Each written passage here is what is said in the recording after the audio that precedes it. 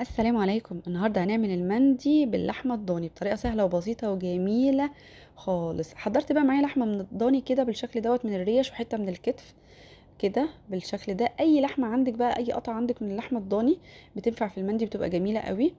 بالشكل ده كده انا هبدا افتح اللحمه بتاعتي كلها فتحات كبيره عشان ادخل التتبيله كده فيها، واقول لكم هنعمل في ايه في الفتحه دي دلوقتي. بالشكل ده فتحيها بالسكينه كده على قد ما تقدري. هي كانت سهله في الفتح بصراحه. اللحمه اللي معايا كانت صغيره، ما كانتش كبيره قوي. كده بالشكل دوت فتحت الفتحات، وهبدا بقى كده اللحمه بتاعتي جاهزه. هبدا بقى احضر التتبيله بتاعتي. معايا نص كوبايه من العصير البرتقان البلدي بالشكل ده. لو مش موجود عصير برتقان ممكن نص كوبايه من العصير الليمون. حضرت التوابل بتاعتي بقى عباره عن فلفل اسمر وكاري وكركم وزنجبيل وقرفه وعدد من فصوص الثوم والحبهان. هاخد التوابل بتاعتي كلها بقى مع معلقه الملح كده بالشكل دوت، واحاول ادوب